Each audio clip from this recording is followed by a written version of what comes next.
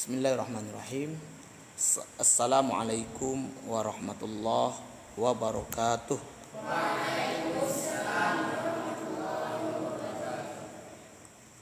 Alhamdulillahirabbil alamin wa bihi nasta'inu ala umurid dunya waddin. Wassalatu wassalamu ala asyrafil anbiya'i wal mursalin nabina wa habibina Muhammadin wa ala alihi wa ashabihi ajma'in. Amma ba'd. Usikum wa iyaya bitaqwallah faqad fazal muttaqun. Qala Allah ta'ala fi kitabihil karim. A'udzu billahi minasy syaithanir rajim.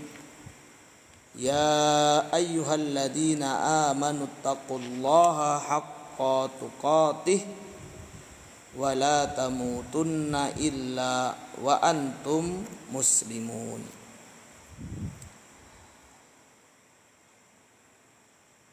Subhanaka la ilma lana illa ma 'allamtana innaka antal alimul hakim. Rabbis shrahli sadri wa yassirli amri wahlul 'uqdatam min lisani yafqahu qawli. Ayyuhal hadirun, para ustadz, para ikhwah dan tulab sekalian yang dimuliakan oleh Allah Subhanahu wa taala. Kembali pada malam yang berbahagia ini atas izin Allah, karunia, hidayah dan inayahnya, kita bisa melanjutkan kajian Tib Nabawi, kesehatan holistik, kesehatan Arab klasik, di mana malam ini insyaallah kita akan menyajikan atau sama-sama membaca sebuah buku yang sangat baik dalam tema kesehatan holistik yang ditulis oleh Ustadz Abdurrahman Dani LC, alumni Darul Hadis Yaman, hafizahullah ta'ala, di mana beliau memberi judul buku ini dengan La tai'asu shifa'uka qaribun. Jangan berputus asa karena kesembuhanmu sudah sangat dekat. Ya. Nah, buku ini sangat cocok untuk kita jadikan bahan bacaan dan kajian untuk kesehatan, dikarenakan memang ya bagusnya penjelasan beliau secara sederhana tentang bagaimana kita menjaga kesehatan dan bagaimana kita agar selalu sehat, dan bagaimana resep-resep sederhana yang bisa menyehatkan kita semua. Para ustadz, para ikhwah dan para tulab sekalian, untuk malam ini kita akan mulai membahas bab atau kajian pertama di kitab ini, yaitu tentang dua bidang ilmu yang dibutuhkan manusia sepanjang masa. Jadi manusia ini adalah makhluk yang lahir dalam keadaan apa? La ya'lamuna syai'a, tidak mengetahui sesuatu pun. Ya, siapa di antara kita yang lahir tiba-tiba sudah tahu ilmu? Ada? Yang lahir langsung 1 tambah 1 2, ada? Ya, tidak ada. Kita semua lahir dalam kondisi tidak mengetahui apapun. Oleh karenanya kita perlu dengan yang namanya ilmu, belajar ilmu agar kita punya pengetahuan. Nah, ilmu itu sangat banyak dan ada ilmu yang kemudian nanti wajib ain, ada wajib kifayah, dan ada juga yang sekedar keutamaan. Ya. Nah, kenapa kitab ini memulai dengan dua bidang ilmu yang dibutuhkan manusia sepanjang masa?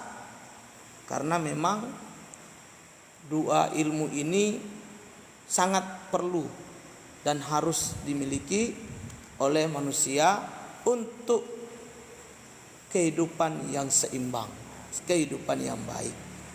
Para ustadz, para ikhwah, para tulab sekalian, ilmu sangat penting bagi kita semua. Tanpa ilmu kita tentu akan sulit mendapatkan kebaikan dalam hidup ini. Kemaslahatan dalam kehidupan kita semuanya harus bersandar pada ilmu. Hal yang remeh-temeh saja butuh ilmu. Misalnya makan, ya kan? Kalau antum tidak punya ilmu tentang makan, akan bahaya. Makan harusnya lewat mulut, ini lewat hidung atau lewat telinga. Makan yang seharusnya dikunyah dulu baru ditelan, ini main telan langsung, akhirnya kesedak, ya. Pencernaannya jadi bermasalah. Nah, maka semua perlu ilmu. Dalam kesehatan juga begitu, harus ada ilmu yang kita jadikan sandaran, patokan untuk apa? Untuk menjadi panduan kita di dalam bagaimana menjaga dan merawat nikmat sehat yang Allah berikan kepada kita semua. Hal ini disebutkan oleh Imam Asy-Syafi'i rahimahullah. Kenal ya Imam Syafi'i, pernah dengar namanya? Siapa beliau? Ulama. Ya, salah satu ulama besar. Itu yang paling mudah, ya. Beliau ini ulama yang sangat cerdas, jenius, ya. Yang kemudian beliau ini juga punya nasab yang luar biasa dari kalangan orang-orang Quraisy Arab, ya.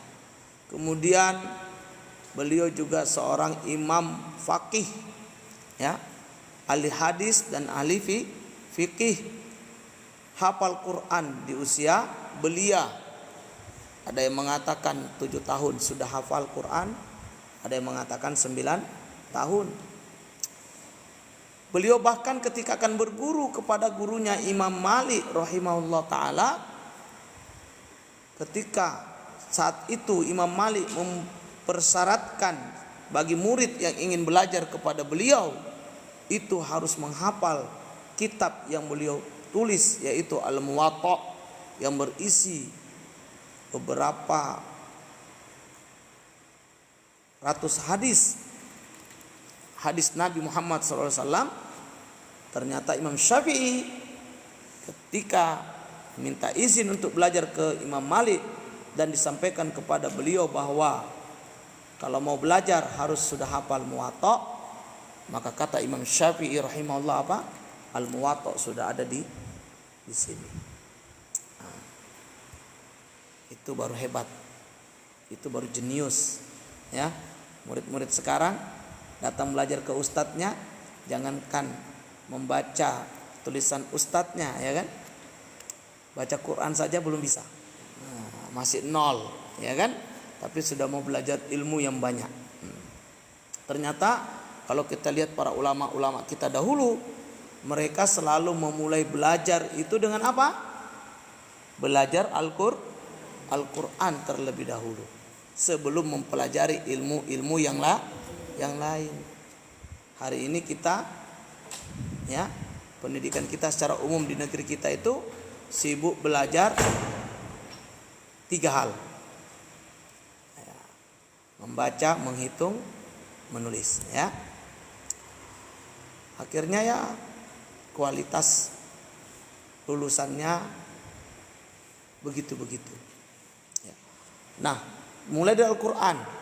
Al-Quran ini akan membuat otak menjadi jenius, cerdas, ya, mudah menerima pelajaran yang lain, mudah menerima informasi-informasi dari ilmu-ilmu yang ada di tengah-tengah manusia dengan sangat cepat. Kalau otaknya sudah terisi dengan Al-Quran. Makanya pelajari dulu Al-Quran. Mulai dari membaca, menulis, menghafal, ya, memahami, kemudian mengamalkan. Kalau para tulab khususnya ingin cerdas, ya hafal dulu Qurannya, pelajari dulu Quran. Nah, Imam Syafi'i demikian. Dari beliau sudah hafal Quran sehingga begitu mudah menghafal ilmu yang lain. Kitab Muwatta yang saat itu adalah merupakan kitab hadis paling sahih yang ada sebelum hadirnya kitab Bukhari Muslim, karena Imam Bukhari dan Imam Muslim kan belakangan setelah masa Imam Malik dan Imam Syafi'i, ya. Beliau sudah hafal kitab Muwatta ini. Quran dihafal, hadis-hadis Nabi pun sudah dihafal. Makanya disebutkan Imam Syafi'i rahimahullah di usia yang juga masih belia, kalau tidak keliru 16-an tahun, beliau sudah boleh berfatwa. Ya, baru 16 tahun. Kenapa? Karena keilmuan beliau yang begitu dalam, yang begitu luas. Ya. Nah, tentang dua ilmu yang penting untuk dipelajari oleh kita semua, seperti apa yang disebutkan oleh Imam Asy-Syafi'i. Kata beliau, la taskunanna baladan la yakunu fihi alimun yuftika an dinik wala tabibun yumbiuka an amri badanik. Ini ucapan Imam Asy-Syafi'i rahimahullah di dalam kitab Adab Asy-Syafi'i wa Manaqibuhu oleh Ibnu Abi Hatim Ar-Razi, halaman 244, cetakan Darul Kutub Al-Ilmiyah. Jadi kalau mau lihat ucapan ini di mana, di kitab tersebut. Apa yang disampaikan oleh Imam Asy-Syafi'i rahimahullah ta'ala? Janganlah kalian tinggal di suatu negeri yang tidak ada padanya dua jenis manusia. Jangan tinggal di satu kampung, di satu daerah, satu wilayah, satu negeri yang tidak ada dua orang. Ya, apa itu? Yang pertama, la yakunu fihi alim. Di kampung, di daerah, di wilayah, di negeri itu tidak ada seorang alim. Tidak ada ulama. Jangan tinggal di kampung, di satu negeri, satu wilayah kalau tidak ada ulamanya. Ini kata Imam Asy-Syafi'i. Ya. Kenapa? Karena tanpa ulama kita akan tersesat. Kita akan susah untuk bisa beragama dengan baik. Karena fungsi ulama yuftika an dinik, akan memberikan fatwa terhadap urusan agamamu, memberikan penjelasan-penjelasan tentang ma'rifatullah, ma'rifatul Islam, ma'rifatul Nabi. Ya. Tanpa ulama kita tidak akan bisa mengenal Allah dengan benar, mengenal Islam dengan baik, mengenal Nabi dengan seutuhnya. Maka itu para ustadz, para ikhwah, para tulab sekalian, Imam Syafi'i mensyaratkan dua. Kalau ingin tinggal di satu negeri atau satu kampung, hendaknya yang pertama cari kampung, cari negeri yang di dalamnya ada ulama. Ya. Yang betul-betul ulama, bukan yang diulama-ulamakan.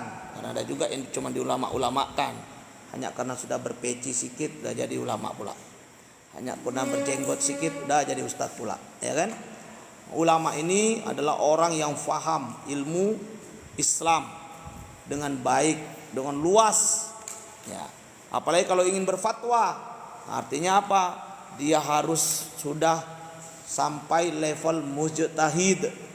Ya, seorang mufti itu sudah harus sampai level mujtahid untuk kemudian bisa mengeluarkan fatwa tentang persoalan-persoalan agama yang ada di tengah-tengah masyarakat.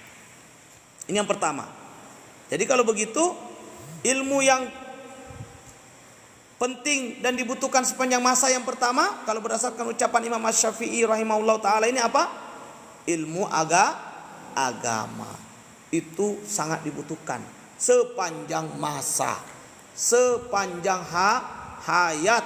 Selama kita hidup, kita butuh dengan ilmu agama. Makanya para tulab, santri, jangan dikira belajar itu hanya saat di pesantren saja. Lalu selesai pesantren, lulus jadi ustadz. Nah, ya, jadi Pak Ustadz. Nah, ya, lalu apa? Sudah tidak semangat belajar, tidak mau lagi membaca, mengkaji, menelaah, dan ini penyakit.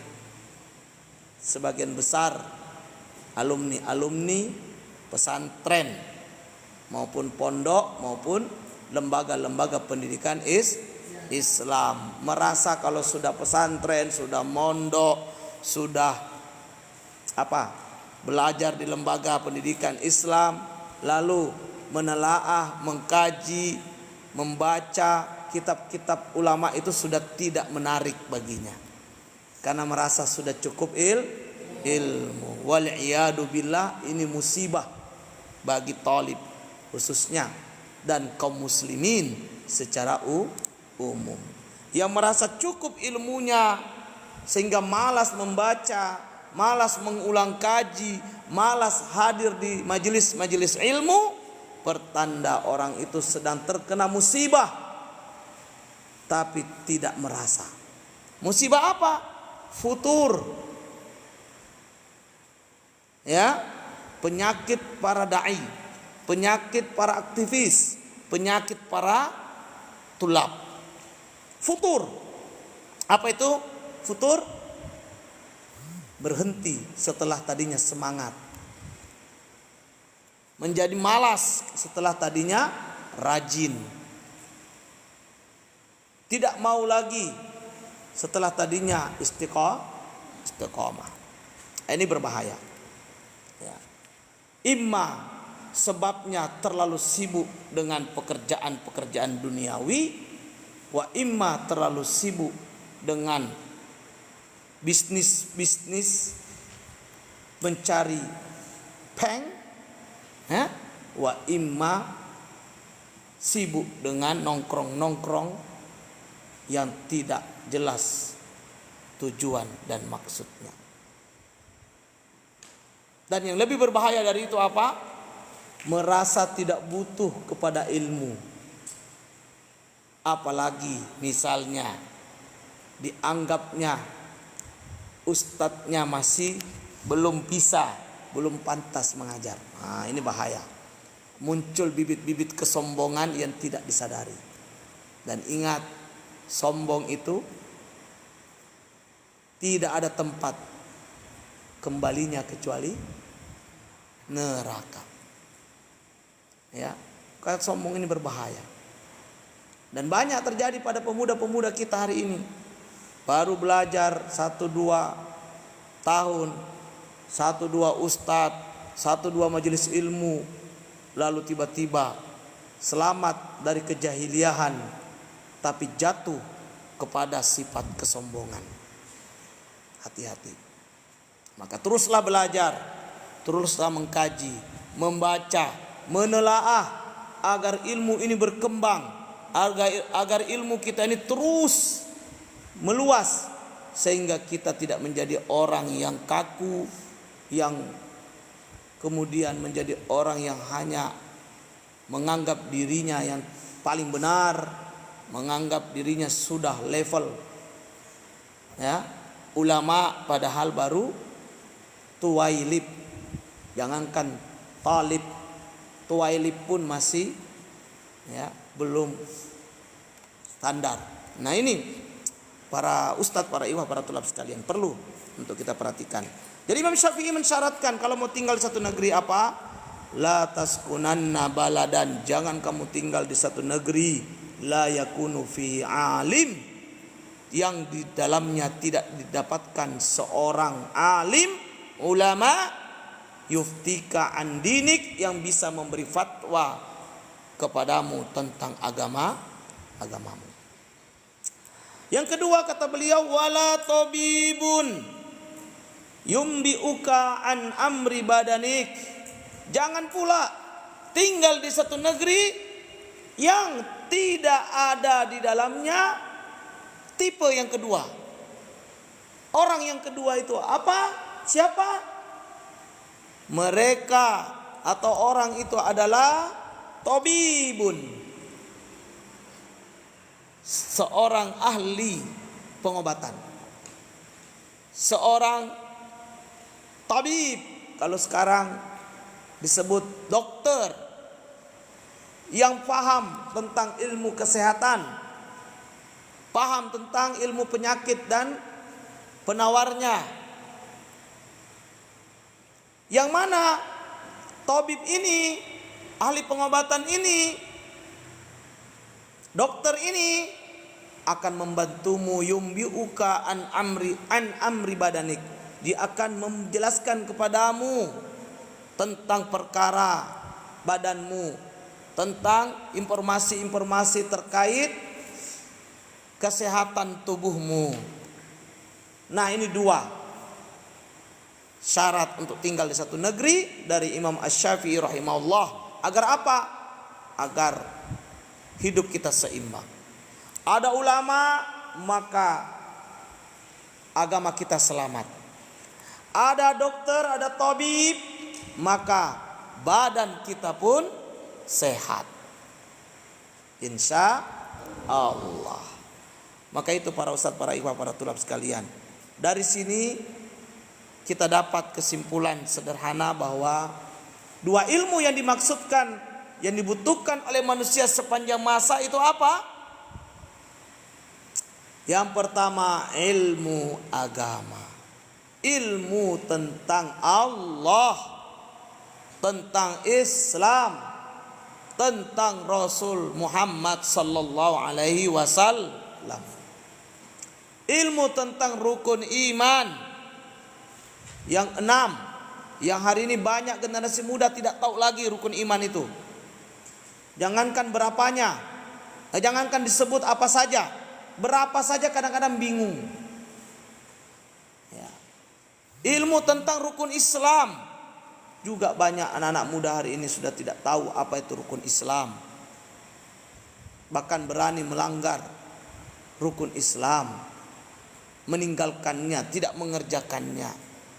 Utamanya rukun Islam yang kedua, yaitu apa? Para tulab juga tidak tahu, bahaya. Rukun Islam yang kedua apa? Apa? Mendirikan sholat 5 waktu sehari semalam, 17 rakaat. Ini yang sudah banyak ditinggalkan oleh kaum muslimin, generasi kaum muslimin, generasi muda, bahkan generasi tuanya juga. Tidak sedikit yang sudah tidak mau sholat dengan berbagai macam alasan. Padahal sholat itu tiang agama. Tanpa sholat orang tak ada agama. Runtuh, rubuh hancur bangunan agama seseorang manakala sholatnya sudah tidak lagi ditegakkan. Ini penting sekali ilmu agama ini, ya. Ilmu yang dibutuhkan sepanjang hayat, sepanjang kehidupan. Tidak ada kehidupan yang baik, tidak ada kehidupan yang bahagia, tidak ada kehidupan yang menenteramkan tanpa adanya ilmu agama, khususnya adalah ilmu agama Islam yang kita cintai dan anut ini.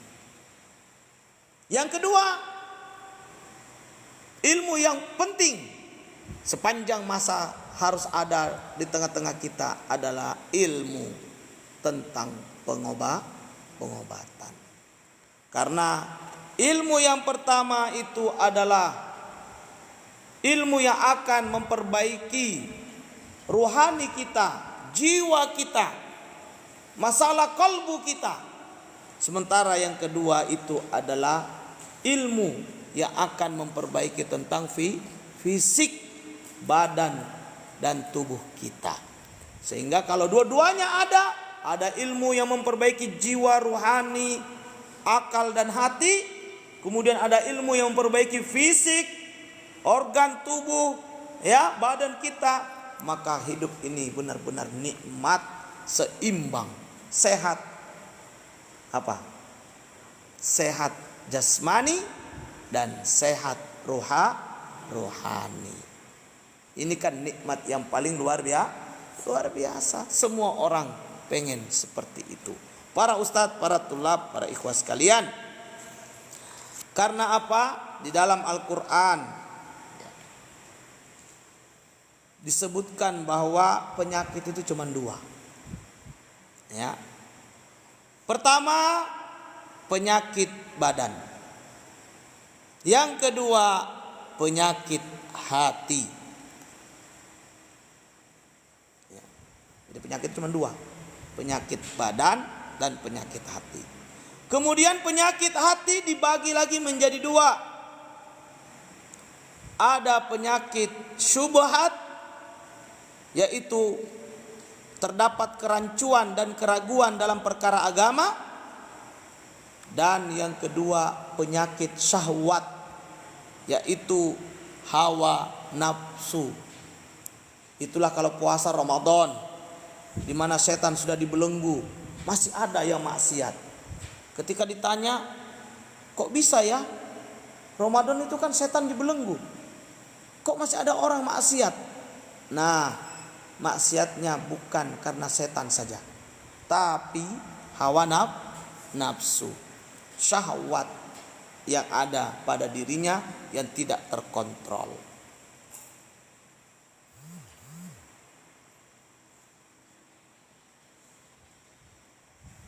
Nah, ini dua ilmu yang penting harus kita miliki, harus ada di tengah-tengah manusia. Jadi bahkan menjadi syarat dari Imam Syafi'i jika ingin tinggal di satu negeri, hendaknya pastikan ada dua ilmu di tengah-tengah kampung itu atau negeri tersebut. Yaitu apa? Ada ulama yang bisa memberikan fatwa-fatwa tentang agama kita.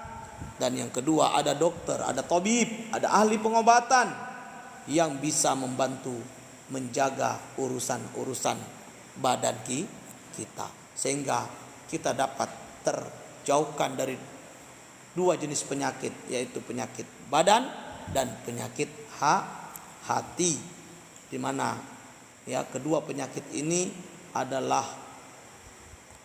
penyakit mendasar pada diri manusia. Wallahu a'lam bishawab. Nanti insyaallah akan kita lanjut lagi pada pertemuan yang berikutnya pada pembahasan dua jenis penyakit tadi dan apa solusinya. Insyaallah kita akan kaji pada pertemuan berikutnya. Barakallahu fikum. Demikianlah kajian kita pada malam yang berbahagia ini. Mudah-mudahan bermanfaat untuk kami dan untuk kita semua. Subhanaka Allahumma wa bihamdika Asyhadu an la ilaha illa anta astaghfiruka wa atubu ilaik. Billahi taufiq wal hidayah. Assalamualaikum warahmatullahi wabarakatuh.